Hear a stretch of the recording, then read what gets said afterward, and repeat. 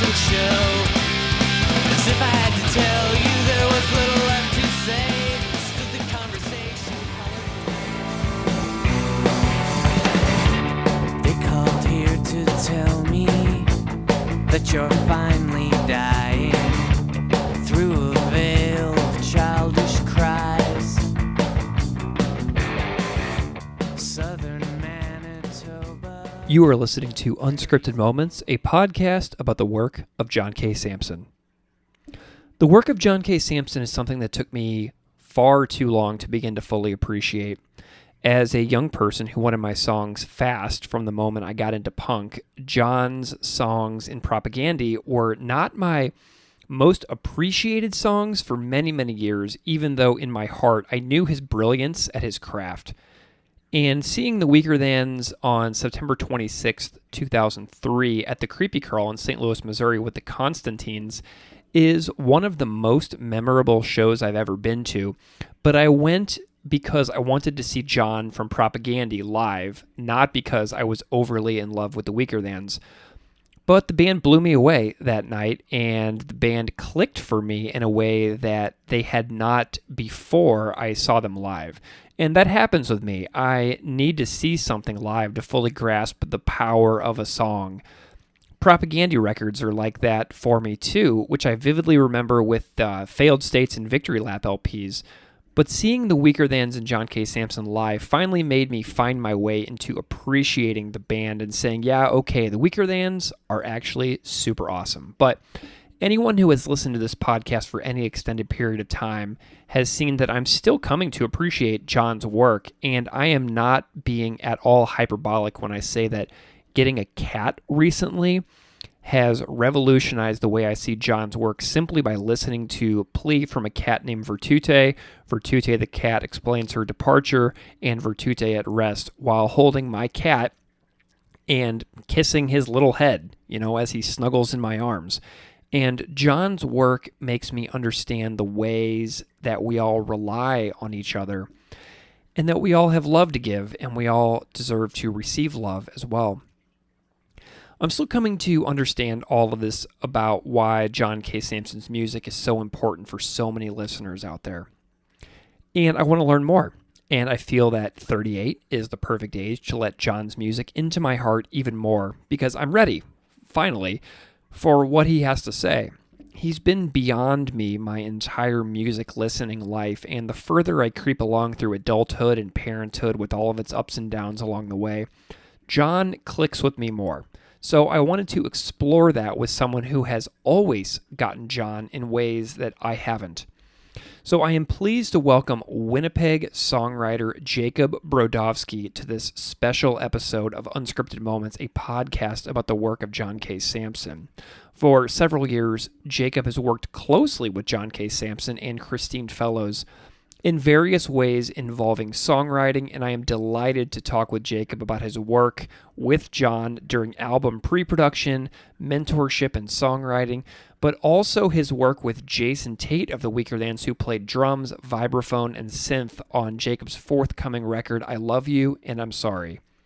After we talk all about the record, Jacob and I then do a little tour of John's work, going individually through John's songs and Propagandhi, including Showdown, Anchorless, Gifts, and Letter of Resignation, before turning our attention to the Weakerthans versions of Anchorless and Letter of Resignation.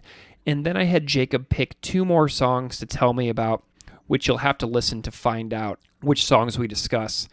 This episode was truly a pleasure for me to do a career-spanning conversation about John with Jacob, who I can tell admires John with his entire heart. So please visit Jacob's music at jacobbrodovsky.com. You're going to love his work, I promise. So thank you so much for listening. Please enjoy this conversation with Jacob Brodovsky.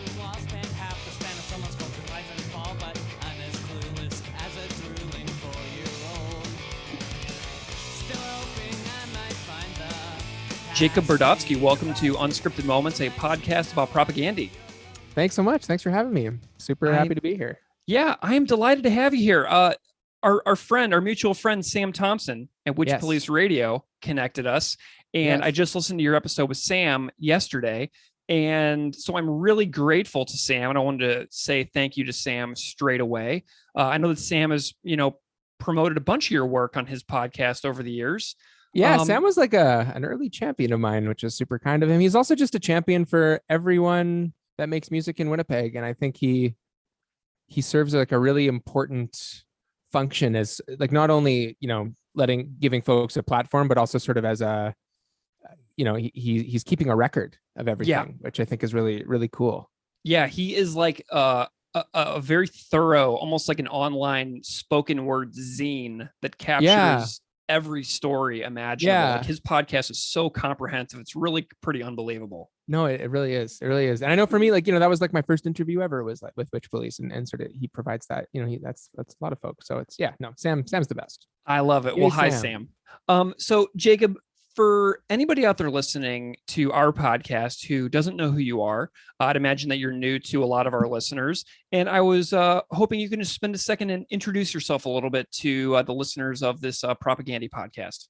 Yeah. Hello, listeners. Hi, everybody. Hi. My name is Jacob. I'm a singer-songwriter. I'm from Winnipeg. I'm pretty, as like a sort of a songwriter, I'm very heavily influenced by Winnipeg songwriters, and sort of I like to think there's sort of like a bit of a Winnipeg genre. Yes. Not of music, but of writing. Yeah. And I certainly subscribe to that. I also run a summer camp and a college radio show. Nice. Who are some of your all-time favorite Winnipeg bands? Like, give me just like a kind of a brief rundown of some of your favorites. I know that you run the risk of leaving people out, which I apologize for putting you on the spot, but I'm just wondering if you can just say some of your favorites. It's okay. Number one band of all time, and if you've listened to any of my work, you'd know this, is the Weakerthans. I think. Yay! I love the Weakerthans. I think John is an amazing songwriter.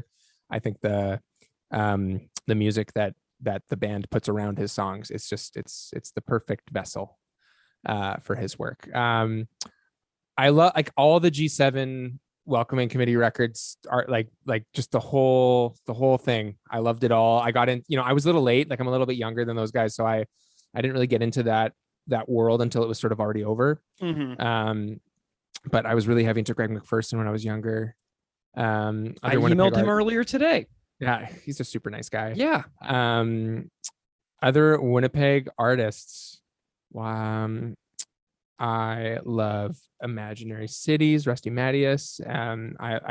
For current artists, I love Begonia and Leith Ross, who just moved to Winnipeg, and Boyd Golden, and Madeline Roger, and Lucas Roger, and Field Guide. And Winnipeg, honestly, right now, I think there's something really, really cool happening in Winnipeg. There's a bit of a renaissance going on. It's sort of like the pandemic hit and everyone kind of panicked. In Winnipeg, we were like, oh yeah, we're ready. We've been staying inside for half the year, all our lives, and people just got really, really prolific and really productive, and just a lot of great music is coming out. Give me a little overview of your discography that you've performed on. So I've been writing songs since I was 12 years old. I played in a band all through high school. I'm not going to mention any of those releases because I don't want anyone to find them. I moved to Toronto when I turned 18, and I played in a band there. We never released anything. And then I moved back to Winnipeg in 2015. I released a solo EP that I recorded myself called Music from Big Smoke. And then after that, I formed a band with my brother and some pals called Kakagi. And we released 2 EPs. Okay. Before breaking up. And then our third EP turned into my second solo EP called 16 Years. And I've got a full-length record coming out imminently. Nice. I know that Sam did an episode with you on Kakagi, if I'm not mistaken, right? Mm-hmm. So if anybody wants to find out about that band, they can go find the Witch Police Radio's episode with Kakagi, and I think that would be a good place to start. Because you've done, is this your third appearance with Sam just last week? Yeah, I believe so. I think we had done me and Max. So Max is my brother. We had done when we were interviewed by him as Kakagi, that was like we were in the thick of things. Had just come off an Eastern Canada tour. We were about to go on like a 20-date Western Canada tour. We were really, really going for it and killing ourselves doing it, frankly. And then the second time Sam interviewed me, I think we just sat in my car for an hour in a parking lot. Nice. Yeah. How did how did you come to find that music was something that was so interesting to you so young? Like, did it just naturally happen for you and just clicked super young? And you're like, this is just the way it is for me.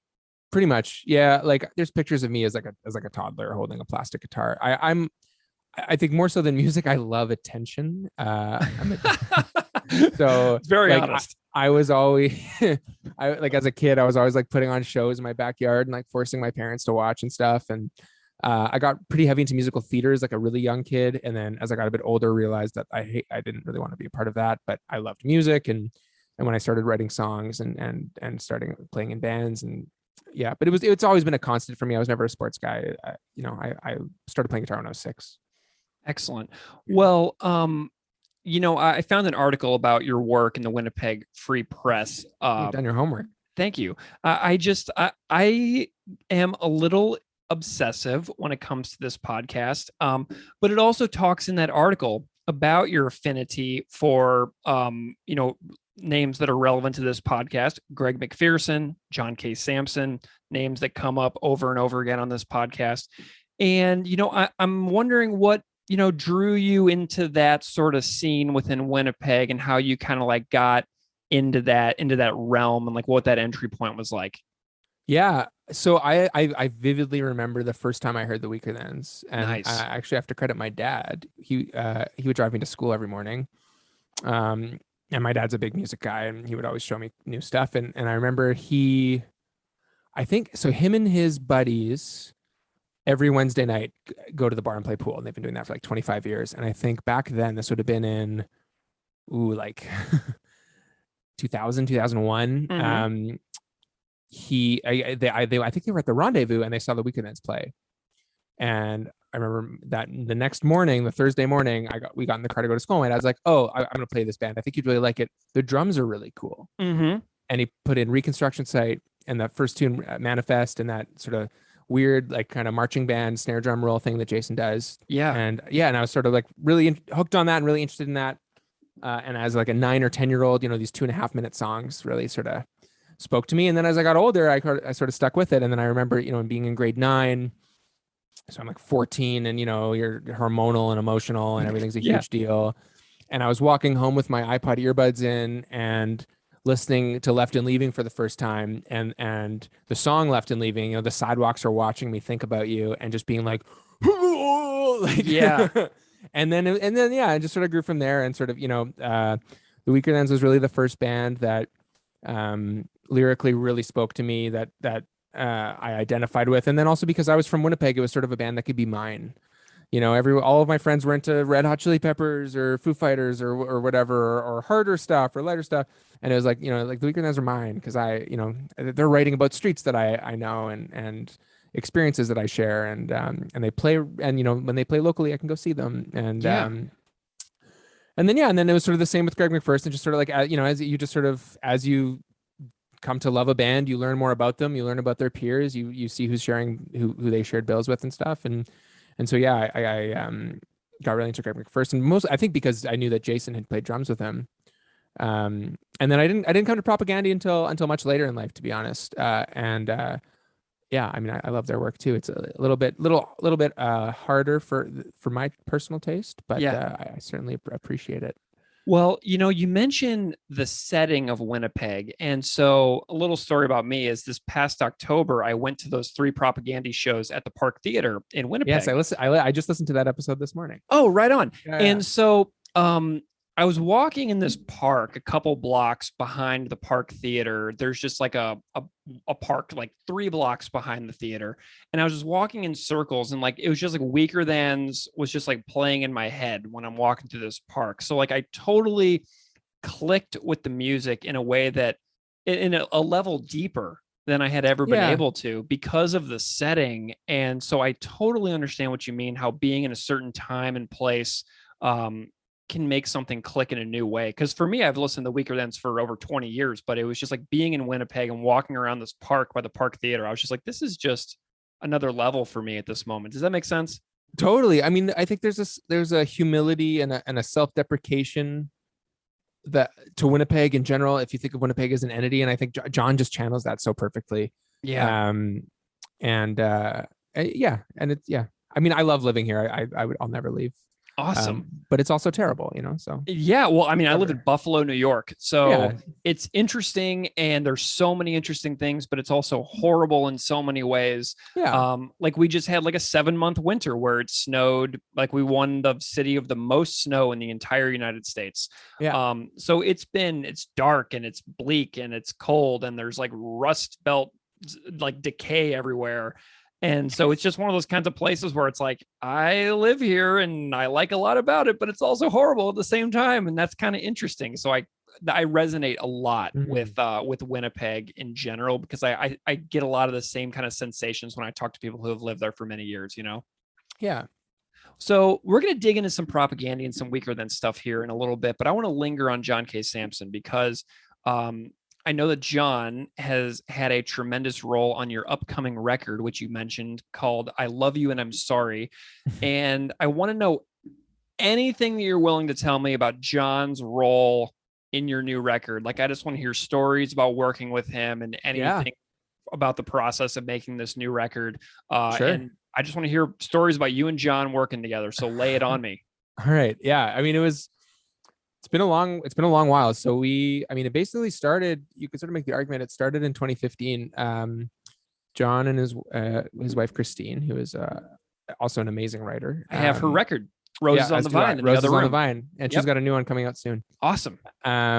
They were the writers in residence at the Winnipeg Public Library. And so you could submit your work to them, and you could sign up, and you could meet with them for half an hour and they would critique your work. Cool. And so a friend of mine sent this to me being like, dude, you have to go do that. Cause cause he knew how much I love the Weakerthans. And so I did, and I met with them, and, everyone, like the whole don't meet your heroes saying, I think that just like doesn't apply if your heroes are from Winnipeg. Cause anyway, John and Christine, they were just like so kind and open and generous with their time and did critique the hell out of my stuff. Like it was great, And then after I left, and so we did that, and I left, and actually that night I was too embarrassed to tell them. That night my band was playing a Weakerthans tribute set. Nice. Which I was almost like embarrassed about. And then they emailed me a couple weeks later saying, hey, we really enjoyed meeting you. We're putting together a sort of writing group of a few of the folks that we've met through this program to do like a weekly critique session for 6 weeks. Would you like to be a part of it? Yeah. And I was like, yeah, I would. I think I had a trip actually booked that conflicted, and I canceled the trip. Yeah. And so I met with them for 6 weeks. There was 8 of us in the group, and each of us would bring lyric sheets of a song we'd written, enough lyric sheets for everyone. And we'd play the song, and then we'd go around and critique each other's work. And it was amazing. Wow. And again, they're like John and Christine are so gifted as writers and artists, but also as teachers and facilitators. And so it was really a really lovely experience. And, as someone that like just wanted to connect with them so badly, I showed up early and I left late every week, basically. Yeah. Just to try and get an extra 5 minutes of hang time or whatever. Yeah. I would too, for sure. No doubt. Yeah. And like trying to be not too like that guy, but whatever. I kind of wear my emotions on my sleeve, and I was writing so much because I was I'm so motivated by trying to impress people. It's like, this is my one shot to like play John Samson my songs. I'm going to try and write the best songs I've ever come up with in my life. So I was there a lot. And then the last day we had this recital where like our friends and family could come and watch. And so my girlfriend at the time, now wife, came, and then I'm trying to remember what. Oh yeah, and then somehow John's like a pen nerd. Mm-hmm. He's really into pens, and so is Lexi, my wife, and so she like made a comment about his pen, and so like the two of them were like chatting and like whatever, and I was kind of standing there awkwardly, and then John sort of noticed me, and he goes, "Oh, Jacob." He pulls out a little piece of paper and scribbles down a number, and he's like, "I've really enjoyed working with you. This is my cell number. I don't officially have a cell phone, but I do, and you should text me sometime, and we can go for a coffee." Sweet. And then we did, yeah. And so that was sort of the start of our friendship, and we we would hang out every couple months. We'd go for a coffee or a walk, and I would email him ideas and stuff, and he would give me feedback. Sometimes he would send me stuff, and I would and not really give feedback. I'd just be like, that's the best thing I've ever heard. Please release that. Yeah. as soon as Fantasy possible. baseball at the end of the world. Yeah. It's just like, oh, okay. And he gave me some career advice too. I sort of asked him, I want to be successful, blah, blah, blah. How do you do that? And he's like, the only advice I can give you is to stop giving a shit. Yeah. And basically, if you care too much, it's not going to happen. And if you don't care, it might. I certainly didn't care. It did happen, for better, for worse. And, it is what it is, kind of thing. Wow. And yeah, we talked about touring and stuff. And then fast forward a couple of years, there's this great organization in Winnipeg called Creative Manitoba that provides mentorship grants. So I figured, I texted John. I was like, hey, you want to be my mentor for a year? And like, the government will pay you and we can keep working together. He's like, yes. Amazing. And so we did that. And so basically, and then he called me and he said, I will do this on one condition. Because we've been working together for a bit, and like, I know your stuff, but like, you have to let me be brutal with you. If I'm going to truly, like, He said that to you. He said, you have to let me be brutal. And that is the word he used, brutal. Amazing. Because that's how me and Christine work together. And that's the only way to do it. Wow. If we're going to be serious. And I was like, yes, absolutely. And so the same thing. He would come over, we'd sit and have tea, and my dog Mavis would sit on his lap, and he would just, red pen through my lyrics and stuff as mundane as like, oh, your tenses are wrong here, or the grammar's wrong, to we'd pretty much finished the record, and he goes at the end of it, I thought I was done. He'd gone for like 20 songs, whittled it down to 9. I was pretty happy with it. And he goes, yeah, it's almost there, but you kind of need to write a song that like encompasses the whole thing, Oh. And I did. But he was right. And I did. And it's the first track on the record. Anyway, so yeah, so it was just like the best thing ever, obviously, for me. I was like, he would like sometimes just like bike by my house and like drop off a book in the mailbox. So we've just like remained pals ever since. We like hang out at the dog park with our dogs. And then he put me in touch. Oh, sorry, go ahead. No, you go ahead. Sorry. I was gonna say, and then he put me in touch, or not, didn't like put me in touch with Jason Tate, who plays drums in the Weakerthans in Bahamas. But I'm a huge fan of Jason's playing. Yeah. And we live pretty close to each other in town. Actually, we're like, there's like a 3-block radius where me, him, and Chris lives. And yeah, I just bumped into Jason on the street one day walking my dog, and I was like, are you Jason Tate? He's Yeah. like, yeah. I was like, I'm a friend of John's. He said I should talk to you about playing drums on my record. Nice. And Jason was like, okay. And I was like, cool. You want to like Sweet. get together and jam sometime? He's like, okay. And then we did. And then we tracked like 10 songs in his garage, and me and Jason too have sort of been working together ever since. So did your record get tracked and recorded at Jason's house? Yeah, we did all the beds. We basically arranged every song, acoustic guitar and drum kit, and just like that's the basis for every song. That's going to define the tune. And then so we tracked all that in his garage, just kind of like head to head, just sort of like staring at each other. And right. And then after that was done, I added bass and had some other friends play on stuff. But yeah, he co-produced the record. He was an integral part of it. And we play, he's like, my live show now is basically Jason and I playing a duo set of acoustic guitar and drum kit. That is absolutely wonderful. So I want to go back to the brutality for a second. Yeah. Do you have any examples or like things that linger in your mind of times when you're working with and writing with John where the brutality did come out? I mean, no, like yes and no. Like I think John was kind of overselling his, because he's such a nice person. Yeah. But there's just certain certain things just be like, he called me up one day and was just like, I've been thinking about it. I don't think this song works at all. And I think you should just get rid of it. Sweet. Stuff like that. That song goes to the graveyard, or this chorus is fine, but the rest of the song, no, and you got to start again. Or just like, it's 2020 and I don't think a straight white dude should be writing that line anymore. Gotcha. Stuff like that, and I was like, yeah, okay. Cool. Yeah, I'm trying to think of specifics, but nothing really comes to mind. But yeah, I mean, and it was brutal, could also just be honest. Yeah. It could be like this song. This is never going to work. You should totally. never play this again. And I think what he was really trying to say is just sort of like, if we're going to do this, there can't be egos involved. Yeah. And that's what's so, what's always, I've been so taken by with John is just that his complete, it's like, he's like got an allergy to ego. It's, you know what I mean? Like he's so humble and so uninterested in talking about himself in any way. Nice. So what tell me a little bit more about Jason and what he brings to the record. Like, what do you like about Jason's playing the most on the record or in general?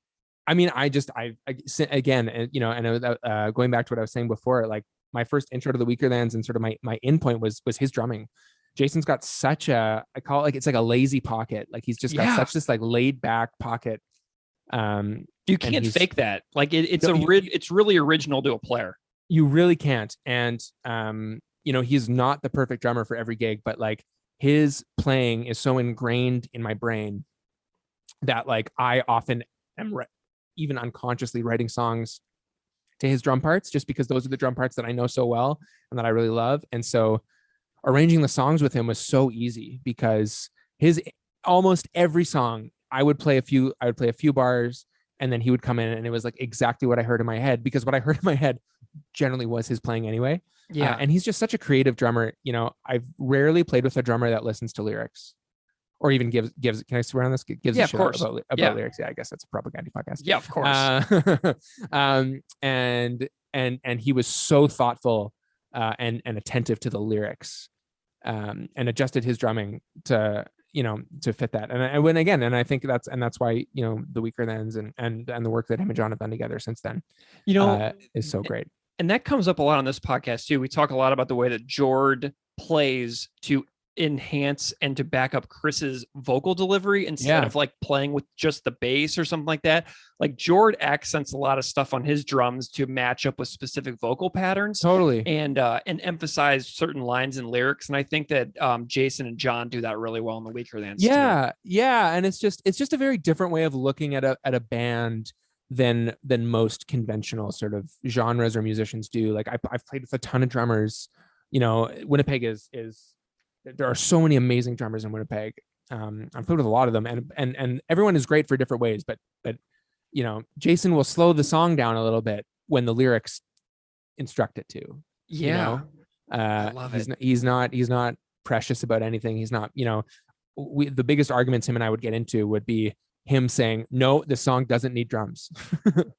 Nice. Or like, no, this song is good enough on its own. Like, we're not adding anything. I love it. And it was great. It was really, really amazing to work with him. And we've kept working together since. So should we, do you want to hear a song from the record? Sure. From mine? Yeah. Let's do it. What would you like for me to put here in the episode and tell the audience a little bit about the tune? Okay. Well, here's a sort of a John specific song. So it's a song called Likewise. Mm-hmm. And I stole it from John. So when we were in that initial songwriter circle thing at the library, we were talking about what we want to write about, and he sort of in passing said, I really want to write a song where every line starts with likewise. I think likewise is a cool word. Nice. And I like frantically scribbled it down, and then I was at the Banff Center doing a songwriting residency where you're just sitting writing all day every day, and it's just like, the well had run dry. It was like week 2. I was like grasping at straws, and then I started fiddling around with this likewise thing, and then realized like, oh shit, like I stole that. So I texted John. I was like, hey, I accidentally wrote a song with your likewise idea. Here it is. I'll happily throw it away, but I'm getting a little bit attached to it. So let me know what you think. And if you like it, or if it's cool with you, I won't, and he was obviously very supportive of it. He was like, yeah, that's great. And so, and it's been with me for a long time, but it's turned into, I think, one of my favorite tunes. And Madeline Rogers sings backing vocals on it. And she's amazing. Ashley Au plays upright bass, who also plays in John's band, The Winter Wheat. And then, it's Jason on drums and his wife, Julie Penner, on violin. All right, let's hear Likewise.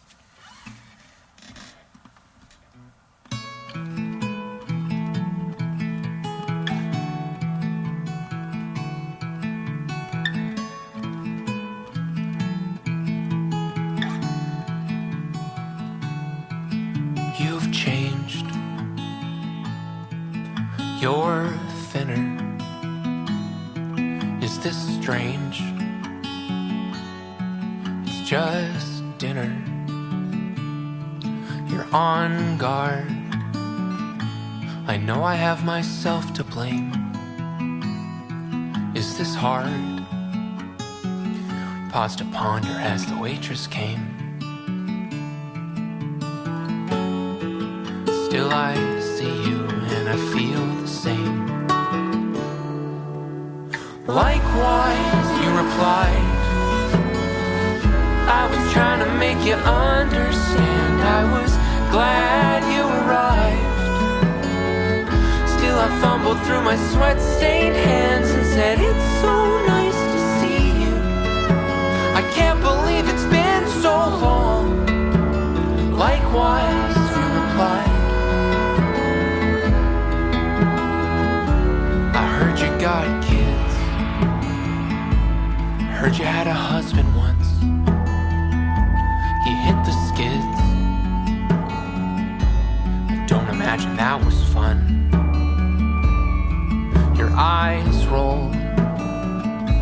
You tell me that's not how it went. How would I know? Couldn't even pay the rent. Still I think of you as innocent. Likewise, you reply. I'm the product of the life you chose. I'm not mad, just surprised. We sipped our coffee as the tension rose, and as my open mouth betrayed me, searching for a reason why. Likewise, you replied.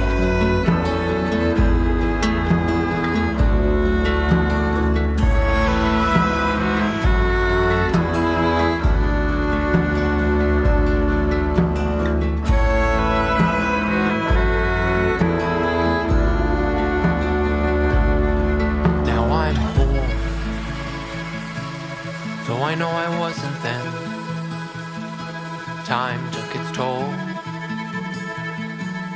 Finally on my feet again. I'm older and I was thinking we'd be friends.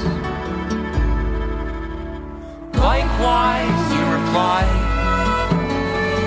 I've been searching for a different way we could frame both our lives. As you smiled, I spoke this truth so plain. You know, the one thing I can't shake is I never gotta say goodbye. Likewise, you replied.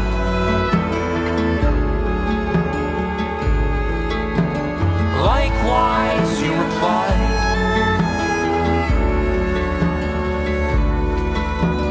Likewise, you replied.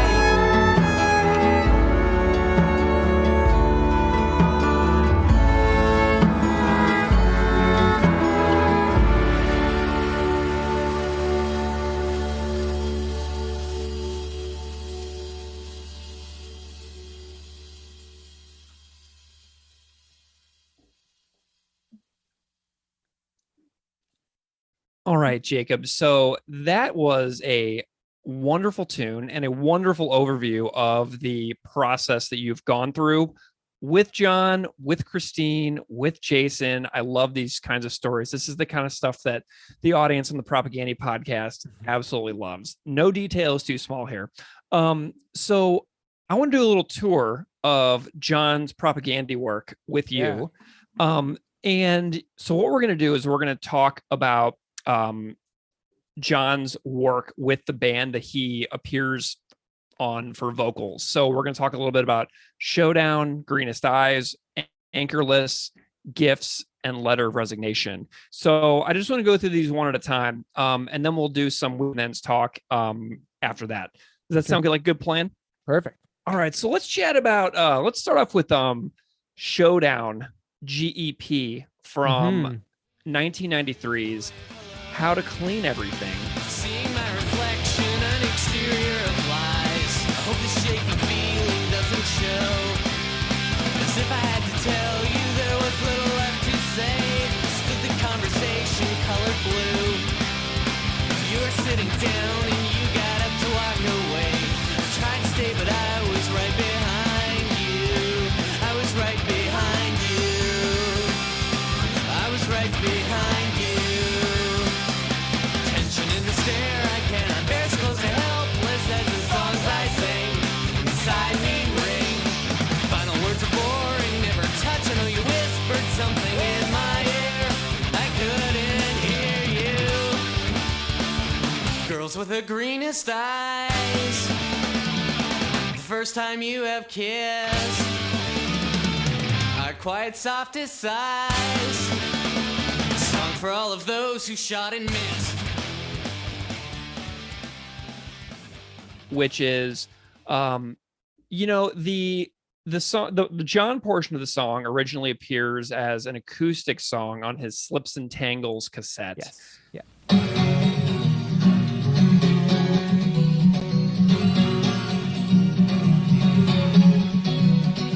Waking up each morning with confusion in my eyes, wind is biting through to wave hello, seeing my reflection an exterior of lies, but the shaky feeling doesn't show, as if I had to tell you there was little left to say, it was still the conversation color blue. You were sitting down and you got up to walk away, tried to stay but I was right behind you. I was right behind you. I was right behind you. Tension in the stare, I cannot bear, so close to helpless as the songs I sing inside me ring. Final words are boring, never touch. I know you whispered something in my ear. I couldn't hear you. Girls with the greenest eyes. First time you have And so I'm wondering if you can tell me a little bit about this song, how it came out, what you think about the approach they took to this song, and just your overall thoughts, because this is essentially what introduces John onto the wider punk rock stage, basically, Right, with Propagandhi early, like 30 years ago. Yeah, I was 1 year old when this song Yeah. came out. Yeah, I was listening to it today. I mean, Showdown is an apt title, right? Because it's essentially a showdown between these two very different styles of writing and vocal delivery. Yeah. And both work incredibly well. Yeah, I mean, I was listening to it today. It's wild listening to, I'm so familiar with like the Weakerthans stuff and then John's later stuff.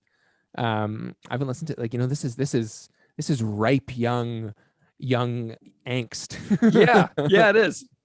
But yeah, I really enjoyed it. I think it's I was trying to find the solo. I guess he released the on Slips and Tangles. There's the greenest eyes, but then there's also in Wellington's Wednesdays on Fallow. There's this reference to green eyes.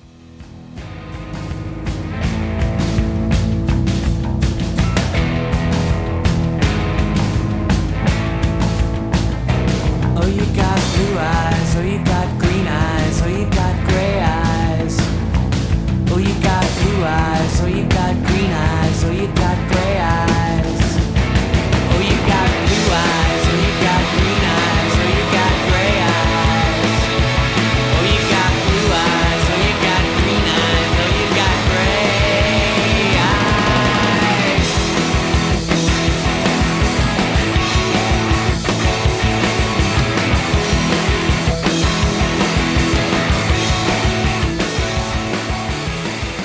Oh my Right. gosh, Oh, you I got totally blue- forgot about that. Right. I wonder who it is. Read that lyric. Is it right there in front of you? Yeah, well, it's oh, you got blue eyes, oh, you got green eyes, oh, you got gray eyes, oh, you got Nice. blue eyes. Or is it Wellington? I think it is Wellington's Wednesdays. Maybe it's a different one. Yeah, I'm jealous of your Fallow LP that you got there. I got to get one. Got it from the source. Nice. So any other thoughts on like that How to Clean Everything record, like that early Propagandhi sound? I mean, I love it. It's just, Yeah. I other than like, I feel like I don't want to impart too much of my own opinion, because I don't feel like I have a good enough grasp of its context within the catalog. Sure. But yeah, it's just great Winnipeg punk music. I love it. It's, you know, it's like hanging out at Mondragon and biking around the Exchange, and yeah, it's great. I love that you bring up Mondragon. Sometime if you're really bored, you'll have to listen to the interview I did with Paul Burrows, who ran the Mondragon.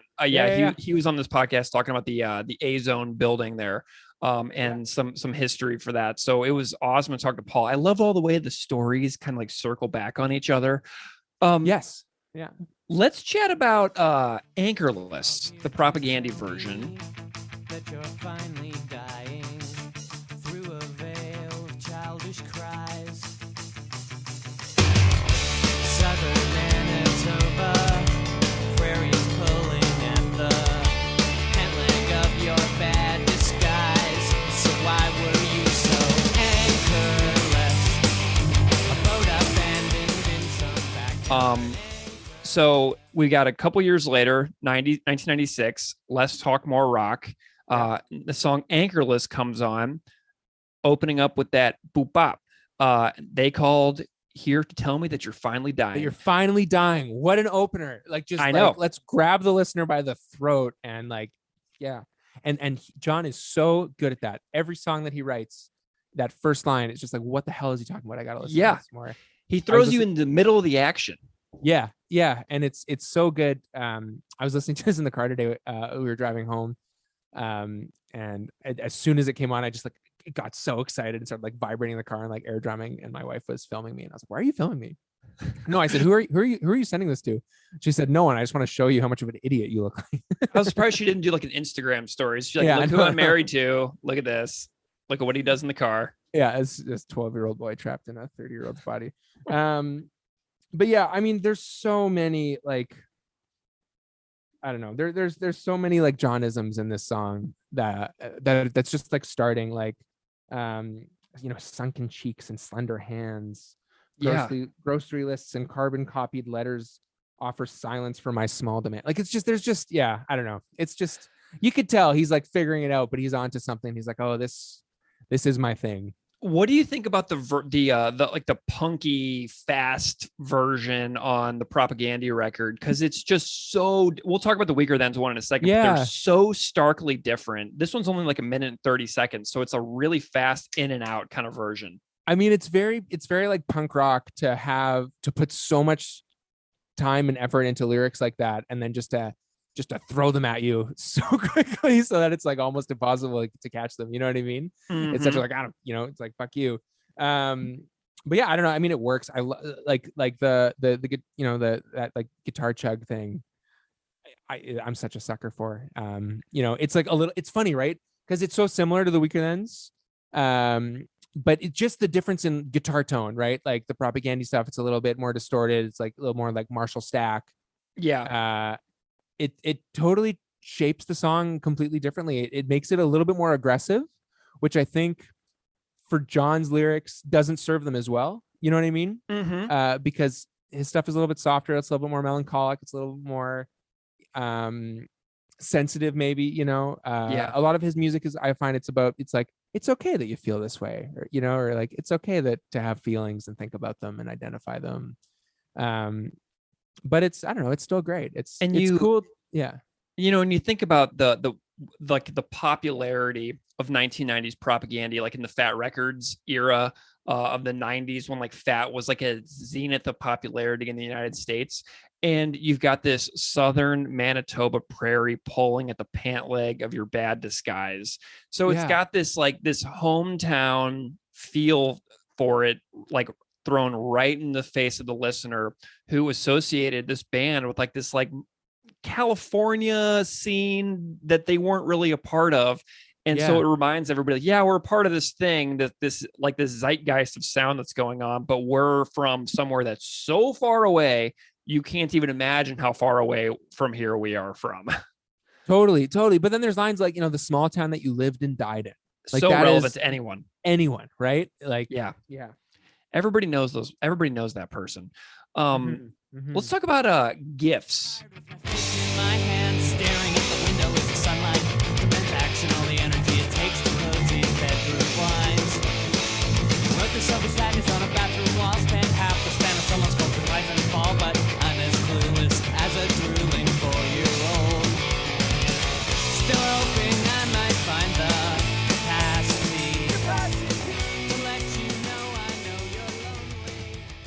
So there's no Weakerthans adaptation for Right. the Propagandhi version of GIFs. However, my favorite versions of GIFs are played by John solo. There are versions of him on YouTube playing GIFs by himself, and they are stunningly gorgeous. And they're probably about 2012, 2013, these videos that I'm thinking now. But all right, this is the Propagandhi song now.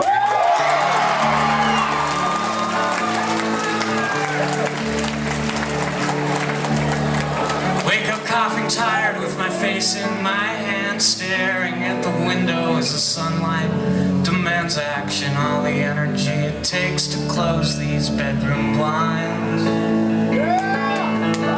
Wrote this selfish sadness on a bathroom wall. Spent half the span of some lost culture's rise and fall, but I'm as clueless as a drooling 4-year-old. Still hoping I might find the capacity to let you know I know you're lonely. We've got another fabulous opening line. Wake up coughing, tired, with my face in my hands, staring at the window as the sunlight demands action. So tell me what your thoughts on what you like about GIFs and your thoughts on this tune, which never got turned into a Weakerthans song. Yeah, and I think he plays this song often, or he would do this back to back with Anchorless. I think was a lot, right? In a lot of those shows. Yeah, again, it's one of the first, one of my favorite things about John's writing is he personifies things that don't need to be personified, right? And that's where he throws in the sunlight demanding action. Yes. That's so much, it gives you so much more than there was sun in my eyes because I'm hungover. You know what I mean? The selfish sadness on a bathroom wall. It's again, it's just like he's so tapped into something. He's, it's great. Again, like, a harder production delivery than what I would, personally choose, but like it still works. It's still great. My Winnipeg question for you is: have you ever ridden the 18 North Main? Of course. Tell me about riding the bus up there in Winnipeg. Tell me, right, give me a story here. Sure. So the 18 is a bus that goes from Keniston and Tuxedo Avenue, which is kind of like a bit of like a fancy schmancy, like affluent part of town. Yeah. All the way down Corydon through River Heights, which is like the upper middle class neighborhood. Yeah. Through Crescent Road and Fort Rouge, which is like the middle class neighborhood. Past Confusion Corner. And then it goes straight, and then it goes all the way down Main Street from like Portage in Maine all the way to the North End. I would wager that that line from One Great City, watch the North End die, that was written on the 18 bus. Nice. Because you literally like as you go down, you just watch the decay get worse and worse. But yeah, I mean I rode the 18 bus to school every day for 5 years. It's, nice. It's one of the main arteries of the city. My friend Jamie, when I was up there in October, took me to see the Golden Business Boy, watching the North End die. So that was really cool to have that memory of seeing that in person, but also the plinth where the Queen statue was when it got ripped down with all the hands all over it, which appears on the back of the Let's Talk More Rock CD cover. Right. Which is really wild. Like all these things in my life have just like come together now. Okay. So we've got this next Propagandhi song, Letter of Resignation, which appears only on the side of a split 7-inch with FYP. Takes a dried up ballpoint, lemon juice and water, keeps a diary invisibly in the kitchen corner of a basement bachelor suite. There's a certain search for certainty we'll never see. And it came out on Recess Records, and it's an extremely lo-fi recording of just John and a guitar And then there's also a Karen Brodine poem on this version, which is read on the Propagandhi version as the outro, but does not appear on the Weakerthans version. So I'm wondering what you like about this Propagandhi version of just like this, like almost like cassette tape bedroom recording of John. Yeah, I mean, it's like a record of a time and a place, you know. I think, yeah, I love the rawness of it. It's cool for me because I know the Weakerthans version so well. Because that's also a tune that they would still play live, you know, even years later. But to hear it like that was a real treat. You know, Yeah, I don't know. I don't know. I find it so interesting revisiting sort of some of this earlier stuff because it's very what's the word I'm looking for? It's like it's quite it's both like ambitious and unambitious at the same time. oh, interesting. Nicely said. You know what I mean? Like it's sort of like it's carelessly ambitious. I maybe. think I get it. You know what I mean? Like it's sort of like it's pretty deep, some of the stuff they're talking about, and like it's pretty, you know, there's some ballsy lines, but it's very clear that no one gives a shit. Yeah, my favorite takeaway line from this song is "in the empty stations of our empty lives." Yeah. That line for me is so vivid because the amount of times that I have felt crushing loneliness while sitting waiting for a train, it's just it's a feeling that you can't replicate any other way than like questioning your life choices while sitting on a platform or on a bench waiting for something to arrive, because you have no control over when it arrives. It will arrive when it arrives. And if you're sitting there by yourself, it is kind of a despair-inducing experience where you really are like, how did I wind up on this bench in the dark, in the cold, waiting for this train? Like, how did this happen to me? You know? Totally. And it's also interesting. It's a rare occurrence of John writing about someone else. He doesn't do that a whole lot. And he actually once told me, he gave me a piece of advice saying, like, even if you're writing about someone else, use the first person because it makes it easier to relate to. I see. But it's interesting, right? In this song, he doesn't do that. Interesting. Okay, so we've got these Propagandhi songs. We got Showdown, Anchorless, Gifts, Letter of Resignation. Two of these become Weakerthans songs later. So let's get into some Weakerthans versions of this. So we've got Anchorless that appears on the Fallow.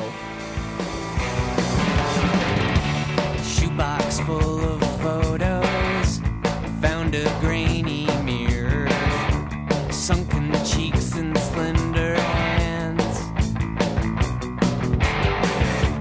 grocery lists and carbon, copied letters offer, silence for my small demands.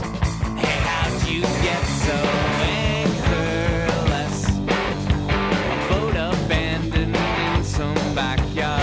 Anchorless, the small town that you lived and died in. Got an armchair from your family home. Got your peachy Woodhouse novels and your telephone. LP. And to me, this is the definitive version of Anchorless. Yes, This I'm glad is- you brought this one up first. This is the way it's supposed to be. Like, and to me, 90% of that is Jason's drumming. Okay, say more. Tell me what you like about the Anchorless Weakerthans just- version.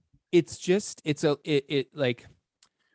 feel like the Propagandhi version, it's a little bit more metered. It's a little bit more like, this is the tempo and we are going at this tempo and this is the way. Yeah. And whereas Jason, it's just like a little bit, it swings a little bit harder and it leaves a little bit more room for the lyrics. Yes. Right. And it's a little bit more emotive. Like the guitars are a little bit janglier. Like there's just like a little bit, and it's not much. It's really not much. It's not that far from the Propagandhi version, but it's like, there's just this little bit more like melancholy to it, which is the gut punch, right? Which allows the lyrics to just like absolutely destroy you. Yeah. And I think, I mean, John's also singing a bit better. I think he gets better at singing as, you know, as time progresses, as we all do. but yeah, I think it was interesting listening to those back to back. I was just like, oh yeah, because now Jason's playing, and Yep. And it's just there's that Weakerthans pocket that that thing. Yeah, it breathes more. It's got Totally. extra lyrics. Like there's like a full extra verse of lyrics in the Weakerthans version. It's far more natural to me than the Propagandhi version, which feels very compact. Like you mentioned, it's like, this is the tempo we're going. It's very straightforward and very fast moving, but this one is really dialed back. Yeah. And the Propagandhi one always has felt to me like it was forced into being something that it wasn't supposed to be. And the Weakerthans version is literally twice as long. So it's double the length, but it's a totally recognizable version. Like it's not like it was completely changed. No. But it's double the length, and it just is a sprawling journey instead of something that like hits you in the face and then is in and out before you even realize like had a chance to catch your breath. Yeah, well, and also, I mean, the Propagandhi wasn't John's band, right? Like John joined Right. that band as a bass player, and it was already an established band at the time, and so it, of course, like you're gonna try and sort of smush your stuff into it to make it work, but then on the fallow version, it's just like, well, this is a band that is designed for this, Yeah, right? Like that was purpose built. I love it. Okay, so let's do Letter Resignation, the Weakerthans version. Takes a dried up ballpoint, lemon juice and water, keeps a diary invisibly in the kitchen corner of a basement bachelor suite. There's a certain search for certainty, we'll never see. Her hands touch childhood home in photos that she took. It's one more mission from a high school history book. The whole life. Tell me what you like about this version compared to the original. I love those little guitar licks at the boom, down, down, ga, da, ga, down. The intro, just like some really nice production pieces on it. Mm-hmm. But again, it's not crazy different. It's the down, like, right, like that sort of that Weakerthans chug guitar thing that they do so well, and they do on so many songs. But yeah, I think it's same as Anchorless. It's just a fully realized version. It's just it's a song with its clothes on. Yeah. That makes sense to me. So I was thinking about this earlier, and I'm actually really glad that a full band Propagandhi version of Letter of Resignation does not exist. Like, I'm really happy that they never made a version of that, because then there's nothing to compare it to. Because to me, the Letter of Resignation Propagandhi version is a demo from a bedroom. And demos always become something else. So to me, the fact that Propagandhi didn't do a version of it leads me into the Weakerthans version with no expectations of how I'm going to compare it to the original, because I see the original as like a demo, like, just in development that just happened to get released because I think the Propagandhi had a deadline to hit for a release that they had committed to. And this was literally the only thing that they had that they could submit. But it feels like it was always meant to be a demo, but I'm really glad that they didn't do a full band version, because there's no unsullied comparing to the original. You know what I mean? Like, whenever I hear Anchorless Propagandhi and Anchorless Weakerthans, I'm always like doing this mental thing where I'm comparing it to the other, even though I try not to, but it just happens against my will. But the Letter of Resignation one doesn't do that. I'm able to enjoy the Weakerthans version as a standalone version with absolutely no interference of my impression of the first version. Yeah, totally. Same. I love that. Yeah. Okay, so let's talk about a couple of other songs. I asked you to pick 2 songs that you wanted to talk about to tell me what you liked about them. Yeah. And I'm delighted and completely emotionally destroyed by your 2 choices. I was furious at you when you told me the songs that you wanted to pick, because these are songs that just break my soul in half. Yeah. So let's talk about the first one. Let's get the real heartbreak right out of the way. Virtute the cat explains her departure. It had something to do with the rain leaching low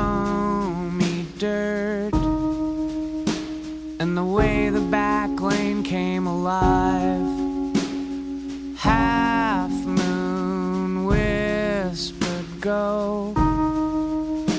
For a while I heard you missing steps in the street, and your anger pleading in an uncertain key, singing the sound that you found for me.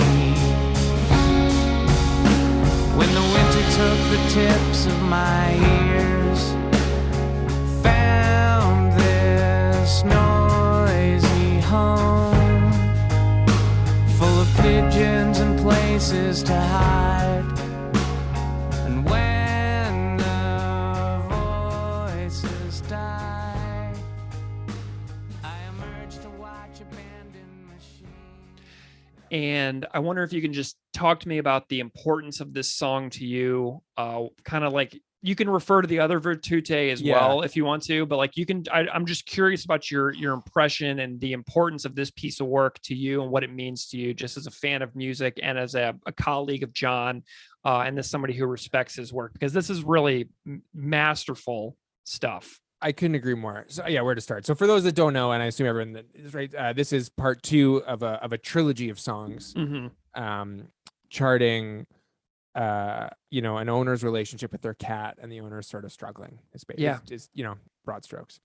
And I remember hearing the first song, Virtute, A Plea from a Cat Named Virtute, which is just a banger. It's like they close shows with it. Like, it's such a good song. But I remember vividly being 15 and being like, holy shit, he's talking about his cat. Like, oh, don't you ever want to play? I'm tired of this piece of string. Like, oh my God, this is from the perspective of a cat. What a genius way to write a song, right? Yeah. And you're still telling you're telling a story about a person, but it's as seen through the eyes of a cat. And just like, what a genius thing to do. And then this song comes along on Reunion Tour, and you're just like, oh my God, this goes so much deeper than I thought. Dude, it had something to do with the rain, first of all, the first line of the song references I got chills. You just said that, and like the hair on my arm stood up. Like, oh, it feels so great to nerd about this stuff. A lot of my pals were all there. I mean, everyone in Winnipeg likes the Weakerthans, but of course, some not as much as I do. And so that first line references the title, right? It had something to do with rain. Well, what do you mean? What had something to do with rain? Oh, the departure. Like, that's right. Like, that's like a literary thing that most songwriters don't do. And then I can't remember the sound that you found for me. Yeah. The sound that you found for me as a way of describing a name. Just, and then how it's the production of it, how it just repeats over and over again. That beautiful lick that Steven does. It's just the perfect song. And again, such a great drum choice. It just chugs it along. It keeps it mellow, but it doesn't, but it builds it so masterfully. It's just, it's one of my favorite. I think it's one of the most perfect songs that they've written. Yeah. And I listened to this song over and over today, and the line, like the stanza that really jumps out at me the most from this one is, for a while I heard you missing steps in the street, and your anger pleading in an uncertain key, singing the song that you found for me. Yeah. And the anger pleading is like this, it's like this, anger. Oh, you stupid cat. Where are you? Come on out. Oh, when I find you, you're going to be in so much trouble. And then realizing with the uncertain key, the doubt that is behind the anger, that like the anger is like masking the despair that like you won't actually find this cat. And so it's like pretending like the anger is there on the surface, but the real thing is the uncertain key behind the anger. Yeah. And it becomes more and more desperate the more and more the owner yells the name. Yeah. And that just like messes me up big time, because I live on a super busy road. And I have a cat, which you saw.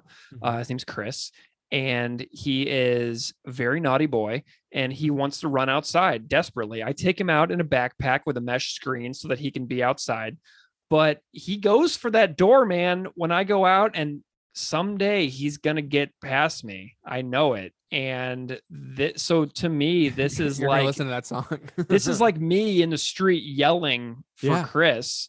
Yeah. And then, but then there'll be the doubt behind my voice that I'll never see him again. And it's just like really difficult to contemplate the reality that could Totally. / will occur.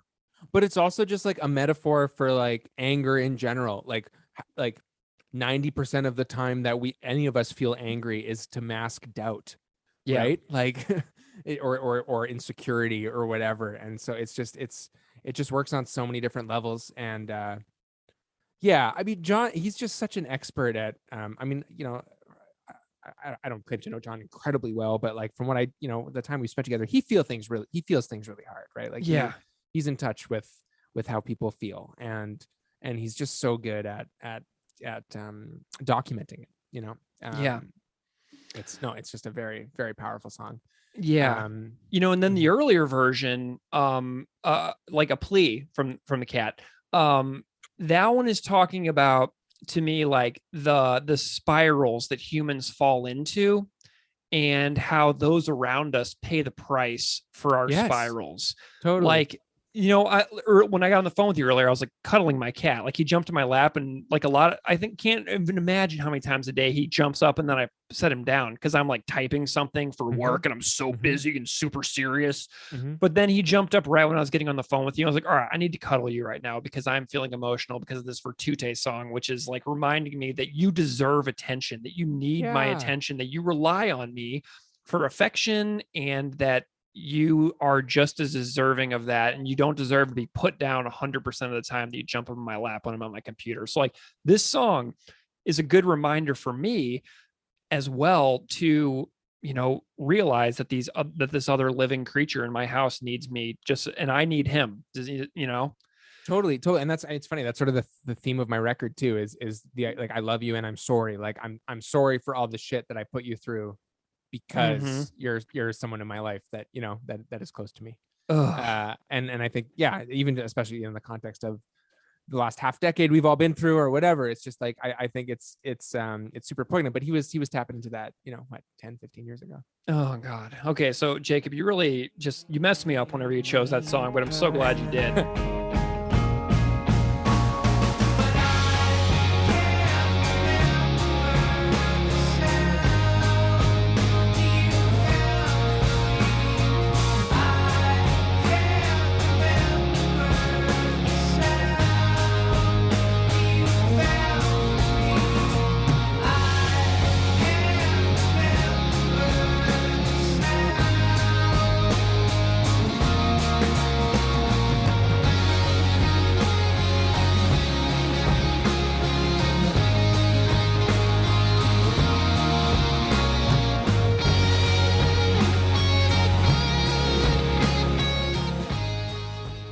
I want to talk about this last song, the second song you selected. You chose a song from Winter Wheat Requests. Yeah. I want you to know what I forgive you for. Now that you're all ashes anyway. Every step into the river pushes you further away.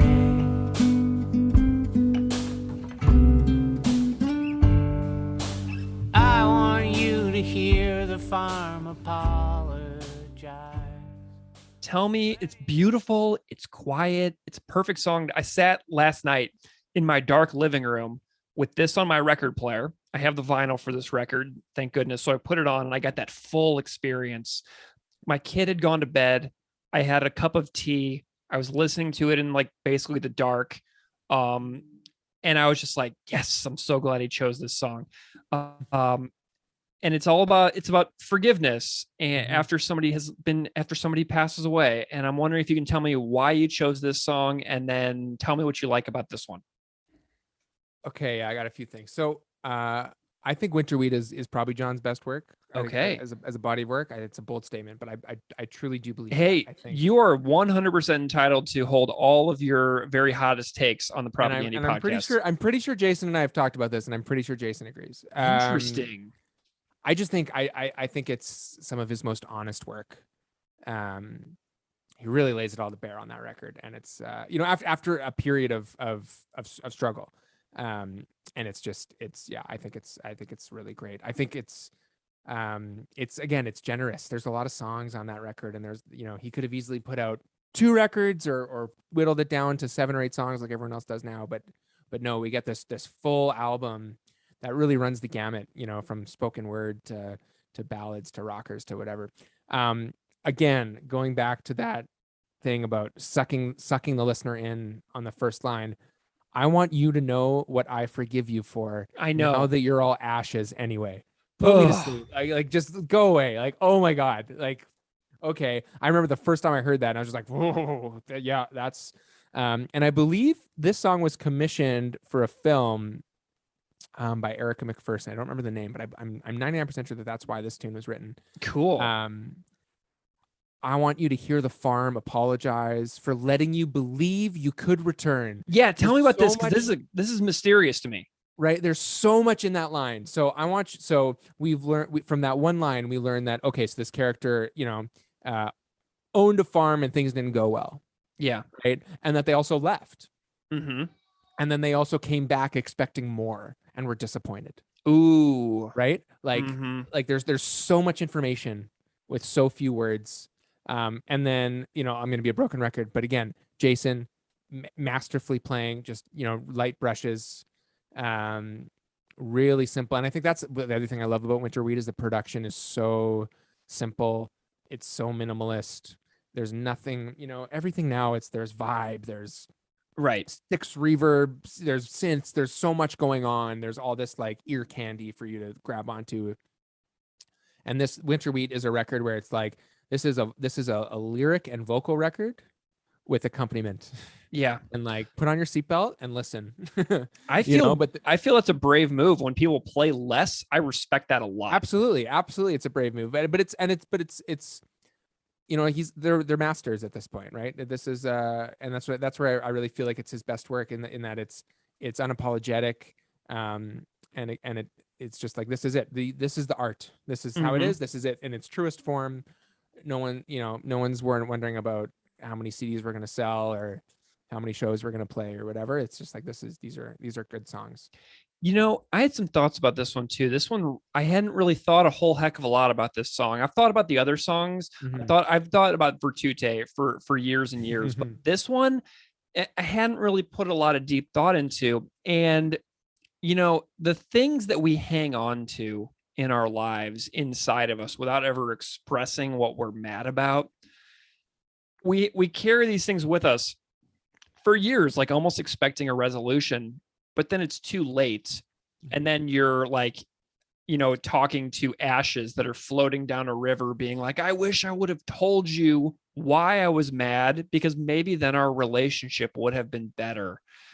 And that's what that visual does for me. It like encourages me to be more communicative about things that disappoint me, that make me feel hurt, instead of hanging on to them for years and years where a resolution may never occur, Yeah. And then this song also has some thoughts about immigration as well. Yeah. About learning dreaming in languages that you couldn't learn. So I'm thinking about like a family who like a grandparent was like the last speaker of a certain language in that family. And then the kids were just like, I speak English at school. I speak English with my friends. I don't really need to learn this old language. And then all of a sudden you're old when learning languages is hard. And then you're like, I wish I could speak Icelandic or Norwegian. You know what I mean? Yeah. What it's on, I want you to write my name next to your name with the year. Oh, I was born and you began to disappear. I want you to take your time to disappear. Oh. Okay, so that disappear line confused me at first. It threw me for a loop. So I was like, I was born and then like you began to disappear, meaning like the parent like abandoned the child and like ditched the kid, and like the kid was like didn't know the parent. But then I thought about it a little more and I was like, I don't think that's right. I think it's about the parent investing all of themselves in the kid's life so that the parent doesn't have as much of a personalized identity that is realized fully. It's like their whole life is about the kid. You know what I mean? Instead of them having a life too. That's what I got from it too. Or like a grandparent that like, slowly descends into dementia or something like that, Been there. I have one anecdote. So John played a house concert a couple years ago that he invited me to, and he just let the audience shout out requests. Nice. And so I requested this song. Ugh. And he sort of like kind of laughed at me and goes, Nice. Cool. Yeah, He did it, right? Yeah, he played it. It was great. I mean, it was obviously great. Okay. Well, Jacob, what a tour de force we've gone on of Propagandhi songs, Weakerthans songs, and John's solo material, and the stories that you and he share together as collaborators and mentor-mentee type of relationship. How does the work of John K. Samson matter to you in the scope of your life? Tell me a little bit about like a general takeaway about, this person, personal, but also professional and artistic. Yeah. It's funny. It's changed so drastically over the last couple, like as I've sort of gotten to know him, it's changed in a weird way, but it's also stayed the same. I think, his work is like an old, let me think about this for a second.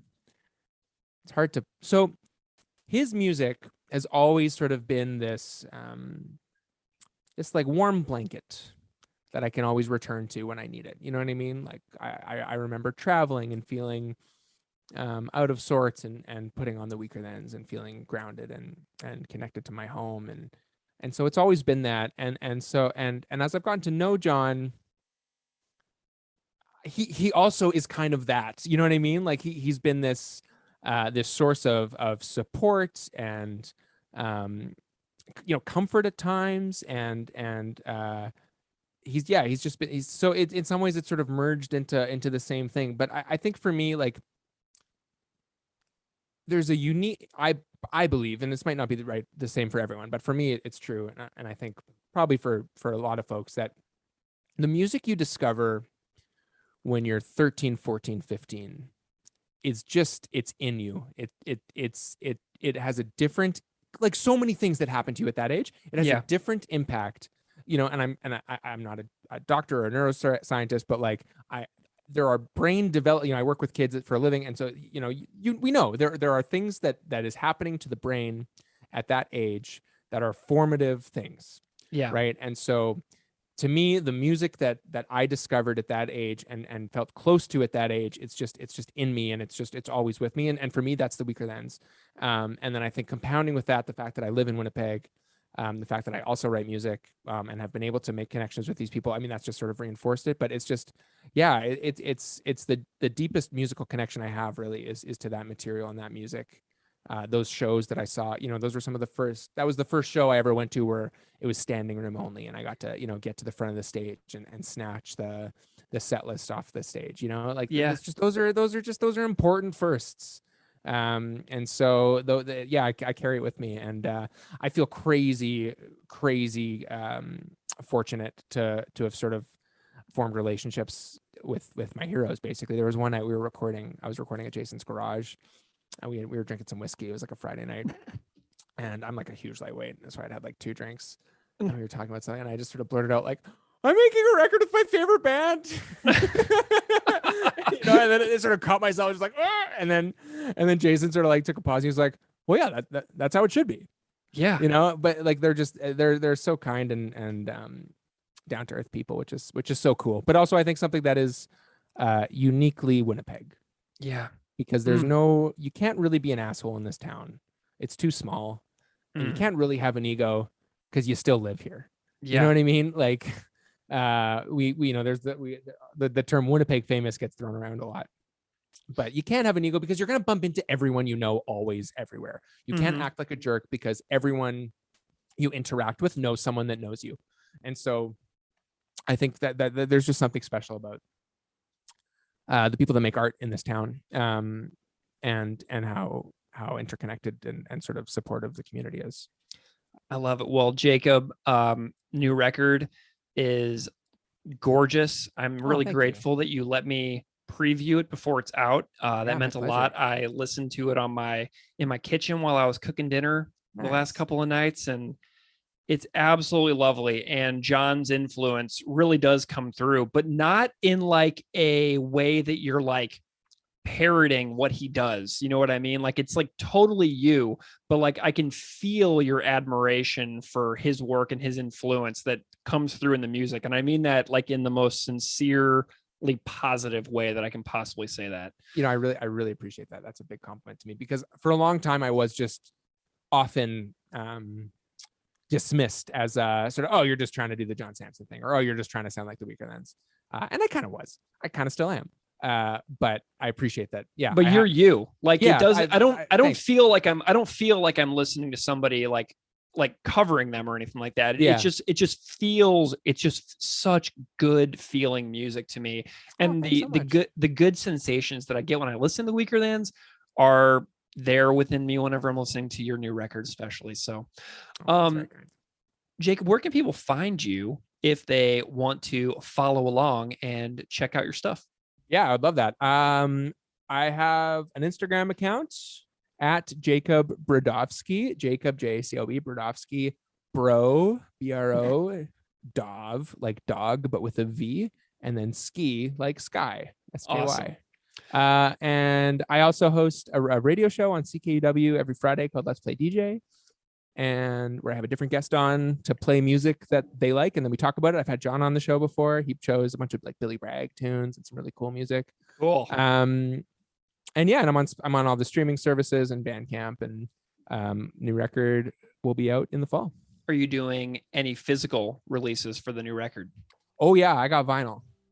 You got vinyl. I was talking about it with John the other day. He's like, "Oh, did you order vinyl?" I was like, "Yeah, I got 200 units coming to keep my basement company. So if anyone would like to take one off my hands, I would be more than happy to." When are those pre-orders available?